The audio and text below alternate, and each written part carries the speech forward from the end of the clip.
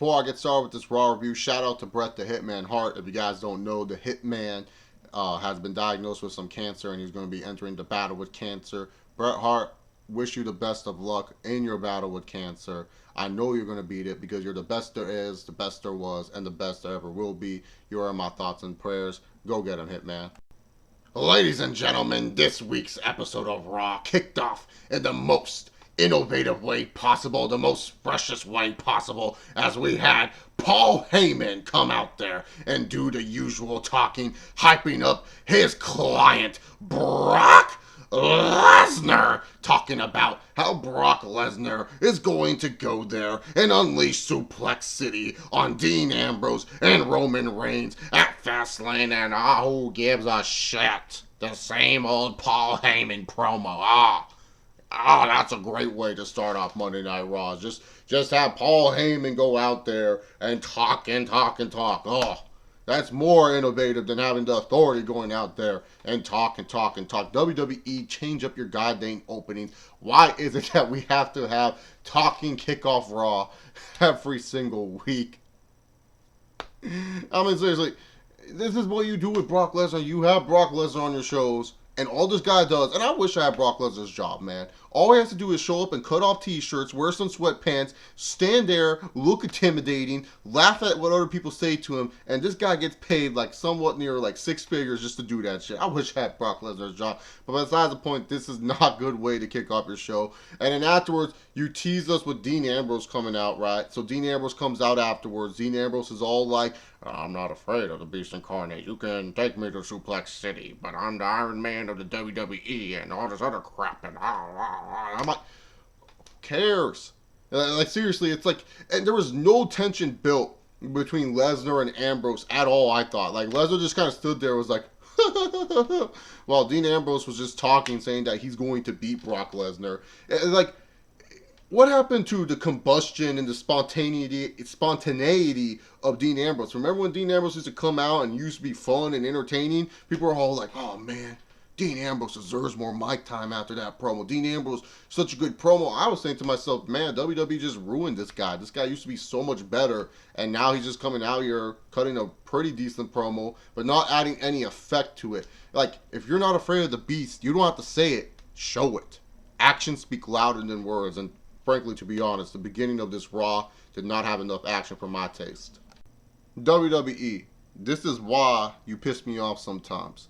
Okay, so Del Rio was established as a Mexican aristocrat not so long ago. He's in a faction called the League of Nations, which represents power and unity. So why is this motherfucker out here doing commentary in his goddamn underwear?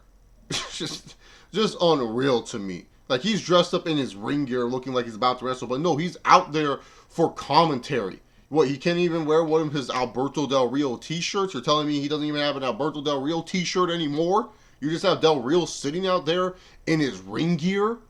Come on, WWE. At least make him look nice. At least make the League of Nations look nice if they're not wrestling. Why are they always in their goddamn ring gear? This is why they don't feel like a faction or united or powerful. Because they all look like bums. Kalisto and Rusev had a match. And I didn't care for it all that much. I just noticed this one spot when Kalisto was going over the top rope. Rusev hit him clean with this nice-ass super kick. I was saying to myself, how is this guy not being featured more? Do you see the power and the impact this guy has with his moves and everything? God, Rusev is just a really good talent. It's just amazing to me how WWE is messing up with this guy. But it's just amazing to me that WWE is still overprotecting their superstars and doing these count out finishes and stuff. It's like, oh my god, just have a straight up winner or loser. Look, Kalisto has had upset victories over Del Rio. He's a 2-time United States champion. He's your current United States champion. I think it's fine and believable to me if he can beat a Rusev because he is a freaking champion. It's okay for your champion to win matches. It's not a bad thing if your champion wins matches. It's a good thing. And not only that, it's fine if you want to make the League of Nations look powerful and have Rusev beat Kalisto here and show that maybe Kalisto was a fluke to Del Rio. It's fine for you to have a clean, legit winner, not this freaking floppy finish that we got with freaking Kalisto and Del Rio. The Grammy Award winning Usos.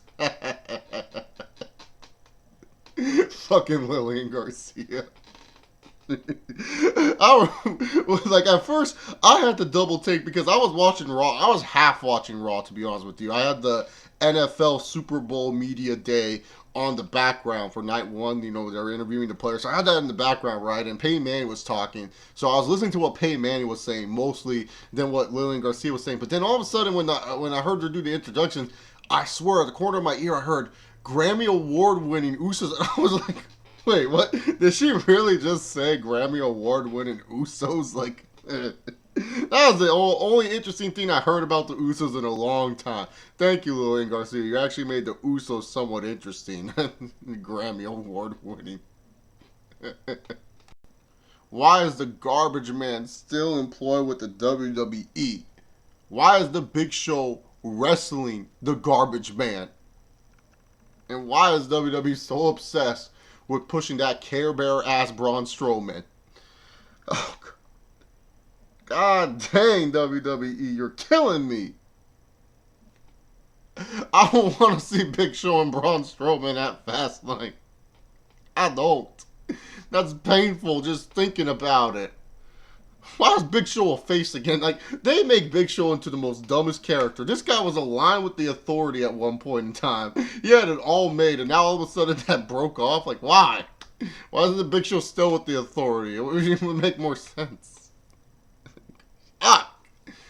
You wonder why I don't really review Raw this much, because I do stupid shit like this that make me overthink crap in wrestling that I want to overthink about because it's all stupid. Garbage Man, the Dumbo family, Braun Strowman, Care Bear. Ah! Anything involved with the Dumbo family. Yeah, I know. They're the Wyatts. I'm calling them the Dumbo family because they're a bunch of goobers down there. God dang. Stuff like this, man. This is why sometimes Raw is just like whatever to me. It's just stuff like this, man. Wow, Big Show fucking face it. WWE. Segment of the night goes to The Miz, man. The Miz is killer on the microphone. One of the best promo cutters the WWE has, you know.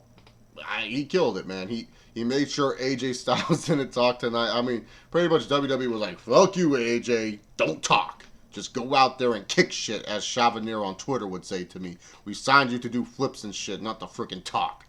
But really, to be honest here, The Miz really carried the Miz TV promo segment well. I thought it was a well-executed segment by the WWE. Get heel heat on The Miz while putting over AJ Styles, while hiding AJ Styles' weakness, but also showing off one of Miz's strengths that I think a lot of people underappreciate from The Miz. They did a great job with this Miz TV segment.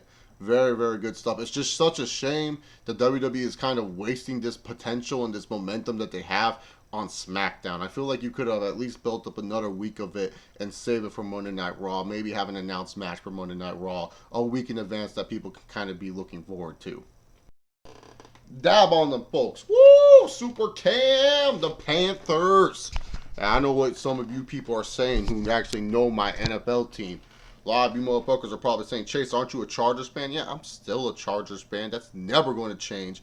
I'm just wearing this to support the Carolina Panthers because that's the team I want to see win the Super Bowl, and also because to support Cam Newton as a player in the NFL. Not a player in college, because you guys know I'm an Alabama fan, but I don't know this Auburn Cam Newton. That was a different Cam Newton. Now he's actually getting paid to play the sport the correct way, not the wrong way. See, that Auburn Cam Newton, I don't know who the fuck that is, but I know who Carolina Cam Newton is. And I think it's bullshit that a lot of the NFL media hates on the fact that this guy celebrates by dabbing it up. What's wrong with Cam Newton having fun in football? In fact, what's wrong with the African American athlete succeeding in the NFL? I see nothing wrong with it. I mean, Aaron Rodgers can go do this, and he gets a TV commercial, discount double check and everything like that.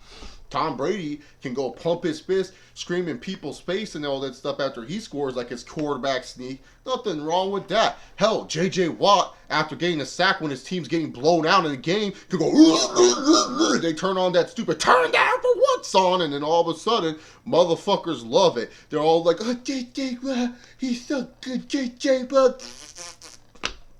Yet when Cam Newton does something, what a thug. What a disrespectful man. How dare he hand that ball to the child. So that's why I bought this shirt. to show that it's okay to celebrate in the end zone. Cam, dab on him. Dab on those Broncos. Screw Peyton Manning. Show why Peyton Manning is just going to do discount double check or nationwide is on your side. You know what Peyton Manning's going to be singing? I just choked another game after this Sunday. Go Panthers. And don't worry, next year the Chargers will be in the Super Bowl. We just got to get an offensive line, receivers that won't get hurt, some defensive linemen, replace Eric Weddle. Maybe Melvin Gordon will break out. And maybe Antonio Gates will take his steroids again. One of the best moments didn't even happen on Raw. Check out this picture I'm about to throw up here.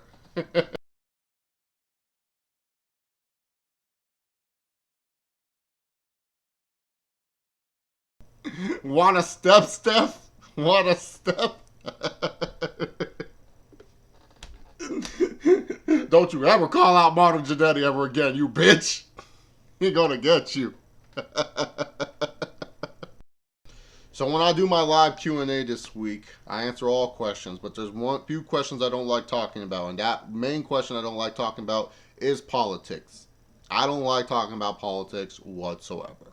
So if you guys would be very respectful of me, you guys will not ask me any questions about politics. And no, it's not because like I hate politics and all that. No, I'm interested in the political world. It's just that in all honesty, I just don't feel comfortable talking about it. I don't feel like it's my place to talk about politics whatsoever when it comes down to it, especially spreading my political views on your guys' people. Look, professional wrestling, that's just like a hobby I like. It's okay for me to talk about professional wrestling like that. Same with sports and all that whatnot, because really, to be honest, yes, there's politics in sports and in wrestling, but those politics are way different than actual politics. And really, to be honest, I just don't feel comfortable coming on a media website like YouTube, like Facebook or Twitter. Like, you guys will know, I don't really talk about anything politics, and the reason is because I like to keep my political beliefs to myself, and that's just how it is. You know, I know who I'm going to vote for, and no, it's not Trump. I'll be out of my mind. If Trump ever wins presidency, just know Chase Oliver is going to be moving to Canada. I don't care if I have 2 DUIs. I'll find a way to get to Canada, motherfuckers. So, anyways, just want to let you all know that don't ask me anything about politics because I won't answer it. I don't like spreading my political views. And if you guys want to know political views, go watch a Schleg Daddy TV channel. He's the best at it. If you want to know why I put those videos in that had nothing pertaining to professional wrestling whatsoever, it's called filler. It's called fluff. And the reason why I did this, because I felt like I witnessed a lot of filler and fluff on this week's episode of Raw. Look, if Vince can do whatever the fuck he wants on his network, I can do whatever the fuck I want with on my channel. I figured that's the case. If WWE wants to give you guys filler, I'll give you guys some filler too. Hopefully my filler was more entertaining than Divas feuds. That won't go anywhere. Titus O'Neil push. That won't go anywhere. And definitely a Dolph Ziggler versus Kevin Owens match that feels like a WWE 2K16 Universe Mode storyline. That won't go anywhere. Now, hopefully my stuff was a little bit more entertaining, a little bit more impactful of filler for you guys. Seriously, the amount of filler and fluff that was on this Raw was ridiculous. It really killed the episode for me. I was sitting there and saying to myself, why do they have all this unnecessary stuff on the show? I mean, I get it. The third hour, 3 hours, you have to fill the show somehow. But a lot of this stuff, man, you know it's not going anywhere. There are so much video packages on this Raw, too, just to, like, support Black History Month, which we know the WWE doesn't give a fuck about anyways. I mean, it was just so much crap on this show that I was just saying to myself, no wonder why Raw is really hard to talk about, even review about nowadays, because a lot of this shit is filler. And a lot of this shit is a waste of time. Like, seriously, Dolph Ziggler wins. Whoop-de-doo. What is that going to do for him? We all know Kevin Owens might be doing something at Mania, but what the fuck Dolph Ziggler going to do? So what? He goes for a mid-card title. He ain't going to do shit for his career at this point. Just waste of time stuff. And that's really, really sad when, you know, some of these things could be interesting, but they aren't. I mean, I'm a huge Titus O'Neil guy. I should be happy that he's winning matches, getting featured on television and stuff like that, but it's just like, whatever. I mean, the Divas, they're actually getting at least like 2 different storylines kind of going. But who cares about Team Bad breaking up, and who really cares about Charlotte's bad acting about Nikki being injured? I don't. Just think it's a waste of time, and WWE needs to find a way to make their waste of time a little bit more impactful and a little bit more meaningful. The main event for tonight's Raw was ineffective to me. I just didn't really care about it. First off, you have Stephanie McMahon make this match, and she's like, oh, wait till you guys implode against the New Day. And it's like, really, Roman Reigns and Dean Ambrose are going to implode against the New Day? If you guys really want Roman Reigns and Dean Ambrose to implode, why don't you have them face each other?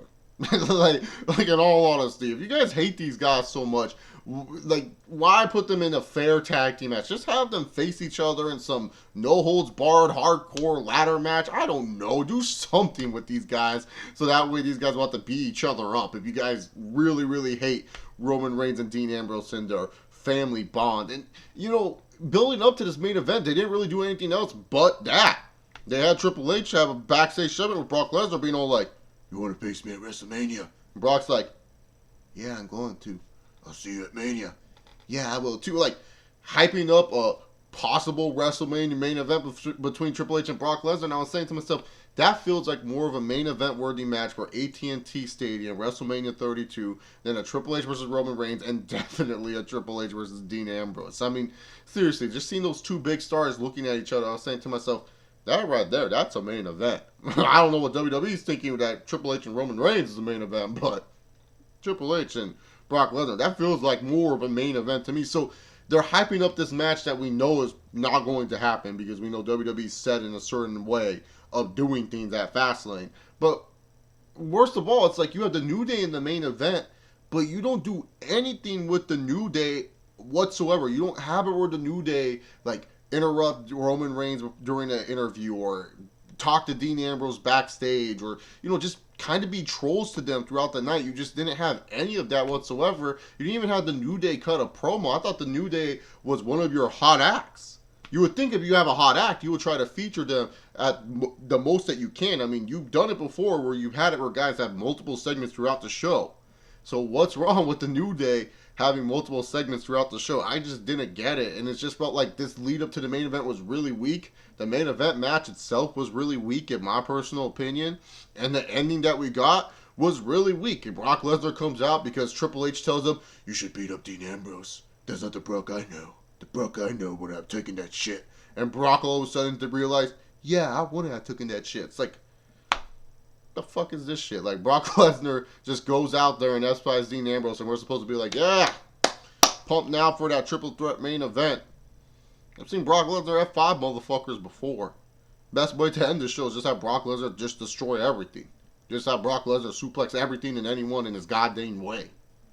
I mean, you know it's sad during the main event when the people on Twitter are talking about some kid wearing a Bullet Club t-shirt in the crowd than actually, like, paying attention to what's going on in the match. I mean, just a doo-doo ass ending to Monday Night Raw. And I felt this episode was very bad. Like, I ain't gonna, like, try to freaking hide it or anything like that. This was a bad episode. Didn't get me anything excited whatsoever for Fastlane whatsoever. Way too much filler in this episode. Once again, another appearance by Brock Lesnar where he's not really impactful at all. Like, seriously, all Brock Lesnar does during his appearance is this. This is a Brock Lesnar appearance for you folks.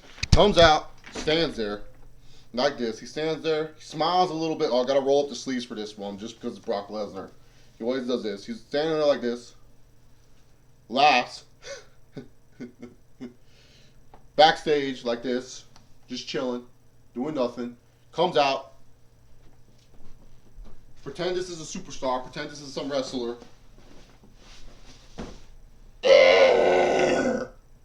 And that's Brock Lesnar for you. That's been Brock Lesnar for the longest time. At least with the championship, Brock Lesnar with the title, Brock Lesnar had some, like, freaking purpose and meaning. Brock Lesnar looked cool with the belt or something, but nowadays it's just like he comes out, does whatever the fuck he wants, and that's it. It's just like, we're supposed to be impressed by this. We're supposed to be okay with this. It's like, no, I'm not okay with it. I ain't going to sit here and be like, oh, well, it's Brock Lesnar, so it's awesome. No, it fucking sucked. It's terrible. I don't understand. I mean, you think just because you're going against the Super Bowl night for you guys can just, like, think that Brock Lesnar's going to fix your problems? Look, your ratings are declining for a reason. It's not because you don't have the big time stars is because your shows are bad and terrible. just to be straight up with you, this is why I don't review Raw this often. I don't know if I'm gonna continue doing this. I hope not. Because the only reason why I'm doing this, really, to be honest, is because a lot of people have been asking for Raw reviews, and I pulled up a poll on Twitter asking people wanted to see me do a Raw review. People said yes, so here I am doing a Raw review for you guys, because that's who I listen to the most, is the people. I want to hear your guys' thoughts. So comment down below what you guys thought about this week's episode of Monday Night Raw. Thoughts on this review overall in general. Was I a little bit rusty for not doing a Raw review in a long time? Leave your thoughts down below. Follow me on Twitter at ChaseOver68. Check me out on SoundCloud. I got some podcasts going on there, so I'd love the support for you guys on there as well. And yeah, that's all I really got to say. See you guys for the live Q&A. Peace.